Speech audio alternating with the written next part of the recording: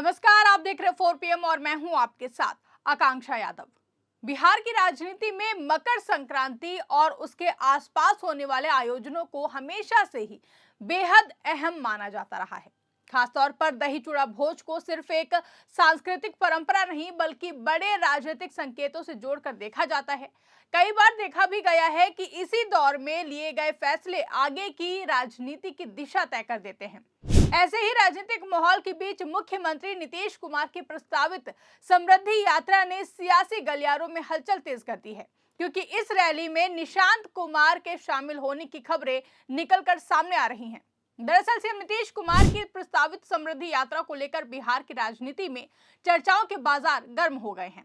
वजह सिर्फ ये नहीं है कि मुख्यमंत्री नीतीश कुमार एक बार फिर से पूरे प्रदेश का दौरा कर सरकारी योजनाओं की जमीनी हकीकत जानने निकल रहे हैं, बल्कि इसकी सबसे बड़ी वजह यह मानी जा रही है कि इस यात्रा में नीतीश कुमार के बेटे निशांत कुमार के भी शामिल होने की संभावना है। अगर ऐसा होता है तो ये पहला मौका होगा जब निशांत कुमार किसी बड़े राजनीतिक कार्यक्रम या फिर रैली में अपने पिता के साथ सार्वजनिक रूप से नजर आएंगे। यही कारण है कि राजनीतिक गलियारों में सवाल तेजी से उठ रहा है कि क्या समृद्धि यात्रा के जरिए नीतीश कुमार अपने बेटे निशांत कुमार की राजनीति में लॉन्चिंग की तैयारी कर रहे हैं। दोस्तों, अब तक निशांत कुमार को राजनीति से दूर ही रखा गया है। नीतीश कुमार हमेशा ये कहते आए हैं कि उनके बेटे की राजनीति में आने की कोई भी इच्छा नहीं है और वो निजी जीवन में संतुष्ट हैं। लेकिन राजनीति में अक्सर वही होता है जो दिखता नहीं है, बल्कि जिसकी तैयारी चुपचाप तरीके से चल रही होती है।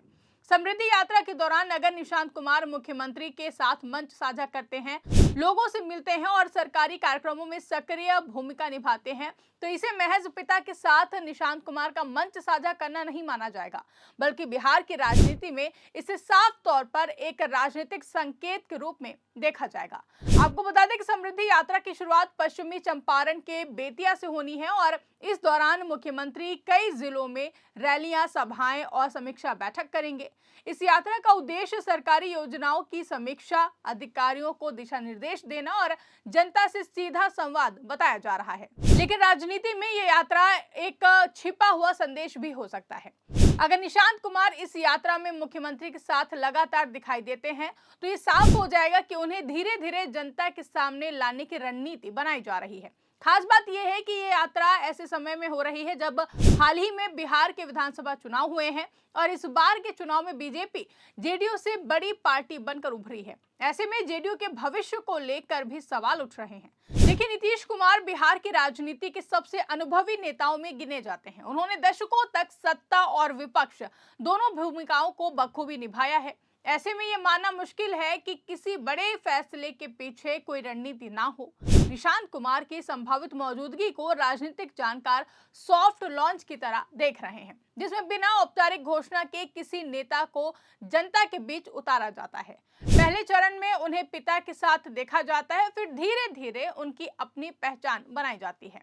यह भी गौर करने वाली बात है कि जेडीयू के अंदर और बाहर दोनों जगह निशांत कुमार को राजनीति में लाने की मांग पहले भी कई बार उठ चुकी है। पार्टी के कई नेता और कार्यकर्ता ये कहते रहे हैं कि निशांत कुमार को राजनीति में आना चाहिए। साथ ही साथ ये भी कहते रहे कि नीतीश कुमार के बाद जेडीयू को एक चेहरे की जरूरत होगी और निशांत कुमार इसके लिए सबसे सही ऑप्शन हो सकते हैं, खासकर तब जब बिहार की राजनीति में परिवारवाद एक आम बात बन चुकी है। आरजेडी प्रमुख लालू प्रसाद यादव के बाद तेजस्वी यादव, पासवान परिवार में चिराग पासवान और रामविलास पासवान का राजनीतिक उत्तराधिकारी, इन सभी उदाहरणों के बीच जेडीयू में भी ये सवाल उठता है कि नीतीश कुमार के बाद आखिर कौन होगा। हालांकि नीतीश कुमार हमेशा से ही परिवारवाद के खिलाफ बोलते रहे हैं। उन्होंने कई बार कहा है कि राजनीति में वंशवाद सही नहीं है और नेता को अपनी मेहनत और काम के दम पर आगे बढ़ना चाहिए।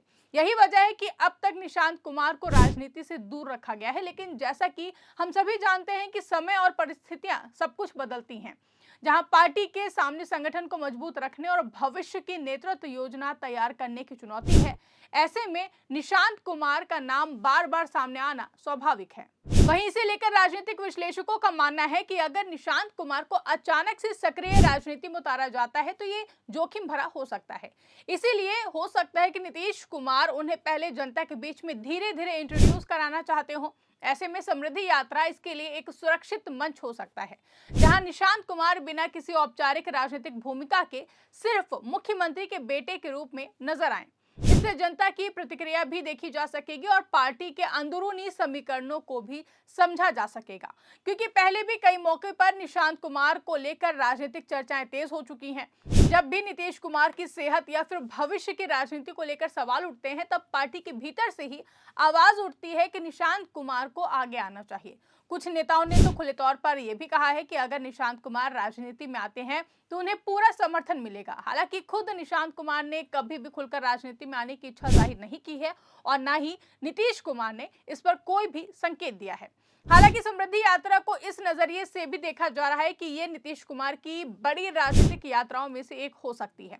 ऐसे में अगर उनके साथ निशांत नजर आते हैं तो ये एक पीढ़ीगत बदलाव का संकेत भी हो सकता है, क्योंकि बिहार की राजनीति में अक्सर इस तरह के संकेतों को बहुत ही गंभीरता से लिया जाता है, जहां एक फोटो, एक मंच साझा करना या एक यात्रा, इन सबके मायने राजनीतिक तौर पर बहुत बड़े होते हैं। वहीं विपक्ष भी इस पूरे मामले पर नजर बनाए हुए है। अगर निशांत कुमार की मौजूदगी पुख्ता होती है तो विपक्ष इसे नीतीश कुमार के परिवारवाद विरोधी रुख पर हमला करने का मौका जरूर बना सकता है।